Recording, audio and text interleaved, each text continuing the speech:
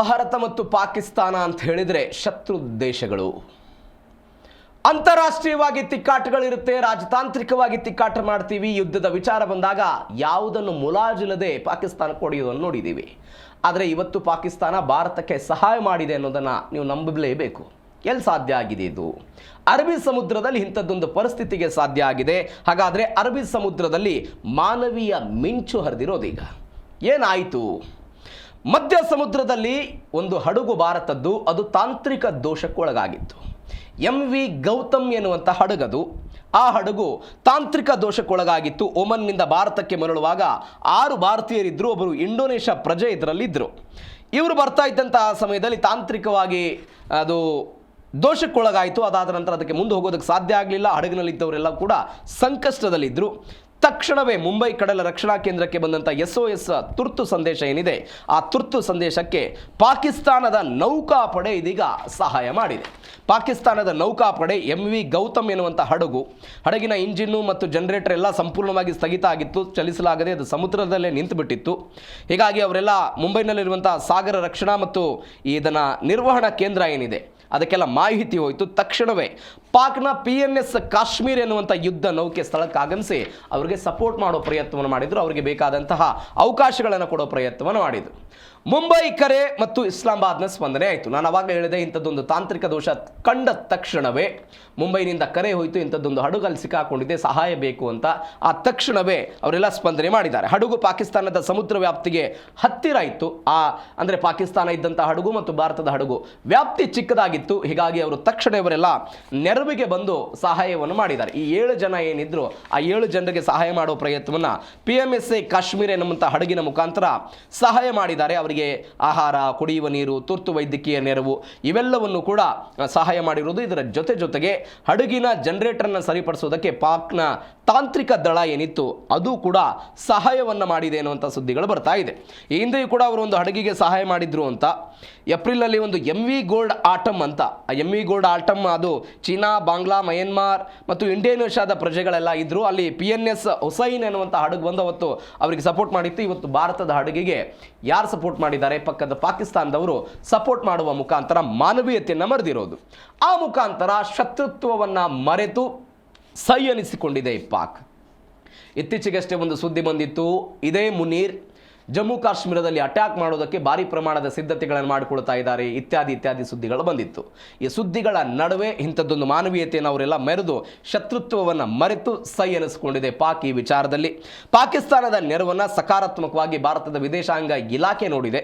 ಅಂದರೆ ಪಾಕಿಸ್ತಾನ ನಮಗೆ ಸಪೋರ್ಟ್ ಮಾಡಿದ್ದನ್ನು ಅವರು ಸಕಾರಾತ್ಮಕವಾಗಿ ನೋಡಿದ್ದಾರೆ. ಕಳೆದ ತಿಂಗಳು ಕೂಡ 18 ನಾವಿಕರನ್ನು ಹೊಂದಿದ್ದಂಥ ಒಂದು ಹಡಗನ್ನು ಅವರೆಲ್ಲ ರಕ್ಷಣೆ ಮಾಡಿದರು ಪಾಕಿಸ್ತಾನದವರು. ಸಮುದ್ರದಲ್ಲಿ ಸದ್ಭಾವನೆಯನ್ನು PMSS ಕಾಶ್ಮೀರ್ ಹಡಗಿನ ಸಿಬ್ಬಂದಿ ಮೆರೆದಿದ್ದಾರೆ. ಅದೇ ಸಂಕಷ್ಟದ ಸಮಯ ಇದು. ಅಲ್ಲಿ ತಾಂತ್ರಿಕವಾಗಿ ಅಡಚಣೆಗಳೆಲ್ಲ ಆಗಿತ್ತು, ಇತ್ಯಾದಿಗಾಗಿತ್ತು. ಯುದ್ಧದ ಸಮಯ ಬೇರೆ ಏನಿಲ್ಲ ಪಾಕಿಸ್ತಾನ ಮತ್ತು ಭಾರತದ ನಡುವೆ. ಇಂತಹ ಸಮಯದಲ್ಲಿ ಅವರೆಲ್ಲ ಬಂದು ರಕ್ಷಣೆಯನ್ನು ಮಾಡಿದ್ದಾರೆ. ಕಳೆದ ತಿಂಗಳು ಇದೇ ಮಾದರಿಯ ಒಂದು 18 ನಾಯಕರನ್ನು ಅವರೆಲ್ಲ ರಕ್ಷಣೆ ಮಾಡಿದ್ರಂತೆ. ಈಗ ಒನ್ಸ್ ಅಗೇನ್ ಈ ಭಿನ್ನಾಭಿಪ್ರಾಯಗಳು, ರಾಜಕೀಯ ಈ ಜ್ವಲಂತ ಸಮಸ್ಯೆಗಳು ಇತ್ಯಾದಿ ಎಲ್ಲವನ್ನು ಬದಿಗಿಟ್ಟು ಅವರು ಸಹಾಯ ಮಾಡೋ ಪ್ರಯತ್ನವನ್ನು ಮಾಡಿದ್ದಾರೆ. ಇದರ ಜೊತೆಗೆ ಮಧ್ಯಪ್ರಾಚ್ಯದ ಹಾರ್ಮುಜ್ನಲ್ಲಿ ಸಮರ ವಿರಾಮ ಅನ್ನುವಂತಹ ಸುದ್ದಿಗಳು ಬರ್ತಾ ಇದೆ. ಫೆಬ್ರವರಿ 28ರಿಂದ ಏಪ್ರಿಲ್ 7ನೇ ತಾರೀಕಿನ ತರ ಆದಂತಹ ಯುದ್ಧ. ಈ ಯುದ್ಧದ ನಂತರ ಇದೀಗ ಇರಾನ್ ಜೊತೆಗಿನ ಯುದ್ಧದ ನಡುವೆ ಶಾಂತಿ ಮಂತ್ರವನ್ನು ಸ್ವತಃ ಡೊನಾಲ್ಡ್ ಟ್ರಂಪ್ ಅವರೇ ಜಪ ಮಾಡಿದ್ದಾರೆ. ಅನಿವಾರ್ಯ ಕೂಡ ಇದೆ ಡೊನಾಲ್ಡ್ ಟ್ರಂಪ್ಗೆ. ಯುದ್ಧದಿಂದ ಆಗ್ತಾ ಇದ್ದಂತಹ ವೆಚ್ಚ, ಯುದ್ಧದಿಂದ ಅಮೆರಿಕ ಸತಾಯಿಸಿ ಹೋಗಿದ್ದು, ಯುದ್ಧದಿಂದ ಅಮೆರಿಕಾದ ಸಂಸತ್ತಿನಲ್ಲಿ ಆದಂತಹ ಪ್ರತಿಭಟನೆಗಳು ಅಥವಾ ಆಕ್ರೋಶದ ಮಾತುಗಳು, ಯುದ್ಧದ ವಿರುದ್ಧ ಅಮೆರಿಕಾದ ಜನರೇ ಪ್ರತಿಭಟನೆ ಮಾಡಿದ್ದು ಎಲ್ಲವೂ ಕೂಡ ಡೊನಾಲ್ಡ್ ಟ್ರಂಪ್ಗೆ ಮುಳುವಾಗೋದಕ್ಕೆ ಶುರುವಾಗಿತ್ತು. ಮತ್ತೊಂದು ಕಡೆ ಅಂತಾರಾಷ್ಟ್ರೀಯವಾಗಿಯೂ ಕೂಡ ಒತ್ತಡ ಬರೋದಕ್ಕೆ ಶುರುವಾಯಿತು. ಇದೀಗ ಅವರು ಶಾಂತಿ ಮಂತ್ರವನ್ನು ಡೊನಾಲ್ಡ್ ಟ್ರಂಪ್ ಅವರು ಮಾಡಿದ್ದಾರೆ ಅಂತ ಪ್ರಾಜೆಕ್ಟ್ ಫ್ರೀಡಮ್ ಅಂತ ಶುರು ಮಾಡಿದ್ರಲ್ಲ 2 ದಿನಗಳ ಹಿಂದೆ. ಯಾವ ಪ್ರಾಜೆಕ್ಟ್ ಫ್ರೀಡಮು ಅಂದರೆ ಯಾವ ವಾಣಿಜ್ಯ ಹಡಗುಗಳು ಹಾರ್ಮುಜ್ನಲ್ಲಿ ಹೋಗುತ್ತೋ ಅವುಗಳ ಮೇಲೆ ಇರಾನ್ ಏನಾದರೂ ಅಟ್ಯಾಕ್ ಮಾಡಿದರೆ ಅವುಗಳಿಗೆ ರಕ್ಷಣೆ ಕೊಡುವಂತಹ ಪ್ರಾಜೆಕ್ಟ್ ಫ್ರೀಡಮ್ ಇದು. ಆ ಪ್ರಾಜೆಕ್ಟ್ ಫ್ರೀಡಮ್ ಮಿಲಿಟರಿ ಕಾರ್ಯಾಚರಣೆಯನ್ನು ಇದೀಗ ಅಮೆರಿಕ ಸ್ಥಗಿತಗೊಳಿಸಿಬಿಟ್ಟಿದೆ. ಟೆಹರಾನ್ ಪ್ರತಿನಿಧಿಗಳೊಂದಿಗೆ, ಅಂದರೆ ಇರಾನ್ನ ರಾಜಧಾನಿ ಟೆಹರಾನ್ ಏನಿದೆ ಅಲ್ಲಿಯ ಸರ್ಕಾರದೊಂದಿಗೆ ಮಾತುಕತೆಗೆ ಅವರೆಲ್ಲ ಉತ್ಸುಕತೆಯನ್ನು ತೋರಿದ್ದಾರೆ ಎನ್ನುವಂಥ ಸುದ್ದಿ ಇದೆ. ಸಂಪೂರ್ಣ ಮತ್ತು ಅಂತಿಮ ಒಪ್ಪಂದಕ್ಕಾಗಿ ಮಾತುಕತೆ ಪ್ರಗತಿಯಲ್ಲಿದೆ. 2-3 ದಿನಗಳ ಹಿಂದೆ ಬರ್ತಾ ಇದ್ದಂಥ ಸುದ್ದಿ, ಒನ್ಸ್ ಅಗೇನ್ ಅಟ್ಯಾಕ್ ಮಾಡೋದಕ್ಕೆ ಅವರೆಲ್ಲ ಸಭೆ ಮಾಡಿದ್ದಾರೆ. ಕಮಾಂಡರ್ಗಳ ಜೊತೆಗೆ 45 ಸಭೆ ಆಗಿದೆ, ಸಣ್ಣ ಪುಟ್ಟದ ಸ್ಮಾರ್ಟ್ ಆ್ಯಂಡ್ ಸ್ವೀಟ್ ಯುದ್ಧಗಳನ್ನು ಮಾಡೋದಕ್ಕೆಲ್ಲ ತಯಾರಾಗಿದ್ದಾರೆ ಅಂತ ಈಗ ಬರ್ತಾ ಇರುವಂಥ ಸುದ್ದಿ. ಈ ಒಂದು ಸಮರ ವಿರಾಮ ಹೇಳೋದಕ್ಕೆ ಡೊನಾಲ್ಡ್ ಟ್ರಂಪ್ ಮುಂದಾಗಿದ್ದಾರೆ ಅಂತ. ಹಾಗಾದರೆ ಸಂಘರ್ಷದ ನಡುವೆ ಅನೇಕ ಜನ ನಾಗರಿಕರು ಮುದ್ರಪಟ್ಟುಬಿಟ್ಟಿದ್ದಾರೆ, ಸತ್ತಿದ್ದಾರೆ. ಚೀನಾ ಇದಕ್ಕೆ ಆಕ್ರೋಶವನ್ನು ಹೊರಹಾಕಿದೆ. ಯಾಕಂದರೆ ಚೀನಾ ಇರಾನ್ಗೆ ಸಪೋರ್ಟ್ ಮಾಡ್ತಾ ಇದ್ದಂತಹ ದೇಶ. ಇರಾನ್ ಮೇಲೆ ಅಮೆರಿಕ ಮತ್ತು ಇಸ್ರೇಲ್ ದಾಳಿಯನ್ನು ಅಕ್ರಮ ಅಂತ ಕರೆದಿದ್ದಾರೆ. ಹೆಂಗಾಯ್ತು ಇದು ಬೆಳವಣಿಗೆ ಅಂತ ಹೇಳಿದರೆ, ಇರಾನ್ನ ವಿದೇಶಾಂಗ ಸಚಿವ ಅರಾಕ್ಜಿ ಬೀಜಿಂಗಿಗೆ ಹೋಗಿದ್ದರು. ಚೀನಾದ ರಾಜಧಾನಿ ಬೀಜಿಂಗಿಗೆ ಹೋಗಿ ಅಲ್ಲಿಯ ವಿದೇಶಾಂಗ ಸಚಿವ ವಾಂಗ್ ಯಿ ಜೊತೆಗೆ ಮಾತುಕತೆಯನ್ನು ನಡೆಸಿದರು. ವಾಂಗ್ ಯಿ ಜೊತೆಗೆ ಮಾತುಕತೆಯನ್ನು ನಡೆಸುವಂತಹ ಸಮಯದಲ್ಲಿ ವಾಂಗ್ ಯಿ ಹೇಳಿದ್ರಂತೆ, ಇದೊಂದು ಅಕ್ರಮ ಮತ್ತು ಅತಿಕ್ರಮಣ, ಯಾವುದೇ ಕಾರಣಕ್ಕೂ ಇದನ್ನು ಮಾಡಬಾರ್ದು, ದಾಳಿಗಳನ್ನು ಯಾವುದೇ ಕಾರಣಕ್ಕೂ ಆಗಬಾರ್ದು ಅಂತೆಲ್ಲ ಅವ್ರು ಹೇಳಿದರು. ಚೀನಾ ಆಕ್ರೋಶವನ್ನು ಹೊರಹಾಕಿ ಅಕ್ರಮ ಮತ್ತು ಅನಧಿಕೃತ ಅಂತೆಲ್ಲ ಹೇಳಿದ್ದಾರೆ. ಇದರ ಜೊತೆಗೆ ಲೆಬನಾನ್ನಲ್ಲಿ 12 ಪಟ್ಟೆಗಳನ್ನು ಖಾಲಿ ಮಾಡಬೇಕು ಅಂತ ಇಸ್ರೇಲ್ ಆದೇಶವನ್ನು ಹೊರಡಿಸಿದೆ. ಅಂದರೆ 1 ಕಿಲೋಮೀಟರ್ ದೂರ ನೀವು ಎಲ್ಲ ಹೋಗಬೇಕು ಅಂತ ಇಸ್ರೇಲ್ ಹೇಳಿದೆ.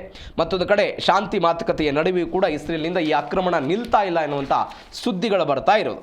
ಮತ್ತೊಂದು ಕಡೆ ದ್ವೇಷಕ್ಕಿಂತ ಜೀವ ದೊಡ್ಡದು ಅಂತ, ದ್ವೇಷಕ್ಕಿಂತ ಜೀವ ದೊಡ್ಡದು ಅಂತ. ನೀವು ಪರಮಾಣು ವಿಚಾರಕ್ಕಾಗಿಯೇ ಆದರೂ ಯುದ್ಧ ಮಾಡಿ, ಯುರೇನಿಯಂ ವಿಚಾರಕ್ಕಾದರೂ ಯುದ್ಧ ಮಾಡಿ, ಬೇರೆ ಬೇರೆ ಕಾರಣಕ್ಕಾಗಿ ಆದರೂ ಯುದ್ಧ ಮಾಡಿ, ಆದರೆ ಜೀವ ಮುಖ್ಯ ಅನ್ನೋದು. ಹಾರ್ಮುಜ್ ಜಲಸಂಧಿಯನ್ನು ತೆರೆಯುವುದಕ್ಕೆ ಇರಾನ್ ಇದೀಗ 3 ಹಂತದ ಫಾರ್ಮುಲಾವನ್ನು ಕೊಟ್ಟಿದೆ ಅಂತೆ. ಏನೇನು 3 ಹಂತದ ಫಾರ್ಮುಲಾವನ್ನು ಕೊಟ್ಟಿದೆ? ಪರಮಾಣು ಮಾತುಕತೆ ಮತ್ತು ಪ್ರಾದೇಶಿಕ ಭದ್ರತೆಗೆ ಆದ್ಯತೆ ಕೊಡಬೇಕು ಅಂತ ಅವರು ಮೊದಲ ದಿನದಿಂದಲೂ ಕೂಡ ಅದೇ ಹೇಳ್ತಾ ಇದ್ದಾರೆ.